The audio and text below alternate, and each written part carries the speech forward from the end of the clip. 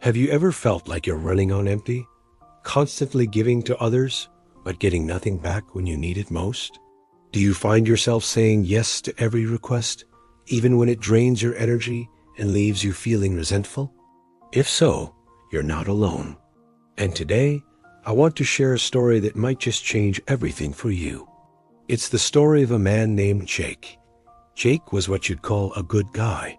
He was the friend you could call at 3 a.m. for a ride, the colleague who would always cover your shift, the family member who never missed a single event, no matter how tired he was.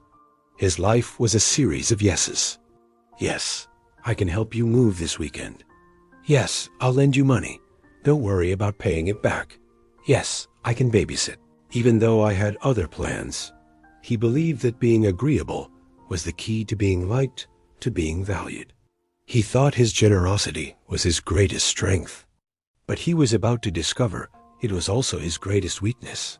His days were a blur of obligations to others. He'd wake up early to help his neighbor fix a leaky faucet, spend his lunch break running errands for a coworker, and stay up late finishing a project for his sister.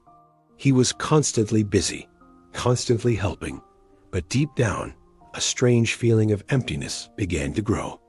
He'd scroll through photos of friends on vacation or see colleagues getting promotions, and a quiet question would echo in his mind. What about me?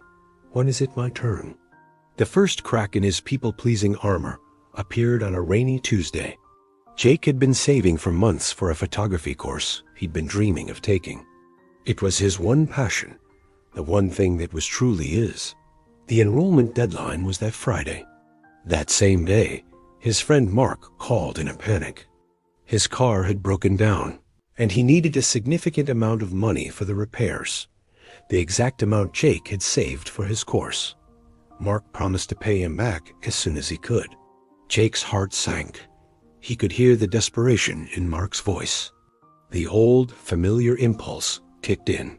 Of course, Jake heard himself say, I'll transfer it to you now. As he hung up, the excitement for his photography class evaporated, replaced by a dull, heavy ache of disappointment. He told himself it was the right thing to do. A good friend helps out. But that night, he couldn't sleep. He had sacrificed his dream for someone else's emergency. Again, weeks turned into months. Mark never mentioned the money. When Jake gently brought it up, Mark would brush it off, saying things were tight. Jake felt awkward and guilty for even asking, so he let it go. The photography course started without him. He saw pictures online from the class, and each photo felt like a small sting. He had given away a piece of his dream, and it seemed no one had even noticed. The real turning point, however, came during a family crisis. Jake's mother fell ill and needed round-the-clock care.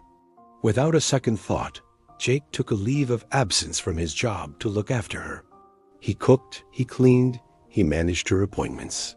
He called his siblings, expecting them to chip in, to offer some relief. But they were always busy. I've got a huge deadline at work, Jake. You know how it is. The kids have their soccer tournament this weekend. I just can't get away. They all praised him for being such a good son, for handling everything so well. But no one offered to take a turn. Jake was exhausted, physically and emotionally. He felt invisible. He was the family's dependable safety net, but he realized a safety net is only valued when someone is falling.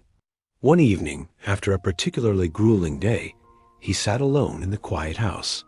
His phone buzzed. It was a coworker. Hey, Jake. So sorry to hear about your mom. Listen, I know you're on leave, but could you possibly look over this report for me? It's just that you're so good at it, and I'm really in a bind. In that moment, something inside Jake snapped. It wasn't anger. Not at first. It was a profound, bone-deep weariness. He looked at his reflection in the dark screen of his phone. He saw tired eyes, slumped shoulders. He saw a man who had given away so much of himself that there was barely anything left. All his life, he had been terrified of the word no. He feared it would lead to conflict, to disappointment, to people not liking him. But as he sat there, he had a startling realization. His life was already full of conflict and internal war. He was already disappointed in himself. And the people who were supposed to like him were the very ones taking him for granted. With a trembling finger, he typed a reply. It was only 2 letters, but it felt like the heaviest word in the world. No. He typed it, then deleted it. His heart pounded. What would his coworker think? Would he be angry? He took a deep breath and typed it again, this time adding a few more words. No, I'm sorry, I can't. I need to focus on my family and my own well-being right now. He hit send before he could change his mind. The immediate feeling wasn't relief. It was terror. He waited for an angry reply, for a fallout. But all he got back was a simple, "Okay, no problem. Hope things get better." That was it. No drama. No disaster. The world didn't end. His coworker simply found someone else to ask. It was a revelation. That small no was like the first deep breath after being underwater for too long. It was empowering. The next day, when his brother called to ask him to run an errand, Jake said, "I can't today. I need you to come over and help with Mom for a few hours instead." There was a surprised silence on the other end of the line, but his brother agreed. It wasn't easy. It felt unnatural, even selfish. But with each no, a little bit of his own space, his own time, his own energy came back to him. He was no longer a limitless resource for everyone else. He was a person with needs, and more importantly, with limits. He started setting boundaries. He learned to say, "I can't lend you money, but I can help you create a budget." He learned to say, "I'd love to help, but I'm only available for an hour." He even re-enrolled in the next photography course. This time, when a friend asked for a loan right before the deadline, Jake took a deep breath and said, "I'm sorry, I can't. This is really important to me." And again, the world didn't end. Jake's life didn't magically become perfect. Some people were confused by the new Jake. A few even drifted away, the ones who were only there for what he could provide. But the real friends, the real family, they stayed. In fact, their relationships got stronger, built on mutual respect instead of one-sided sacrifice. He had fewer obligations, but more genuine connections. He had less on his calendar, but more time for his passion, for photography, for himself. He discovered that saying no to others wasn't about rejecting them. It was about saying yes to himself. It was an act of self-respect.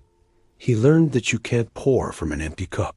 For years, his cup had been bone dry. Now, for the first time, it was starting to feel full. And he realized that his peace, his confidence, and his own happiness were worth more than anyone else's approval. So if you see yourself in Jake's story, if you're tired of being the go-to person for everyone but yourself, maybe it's time to try it. Start small. Say no to one little thing that drains you. See what happens.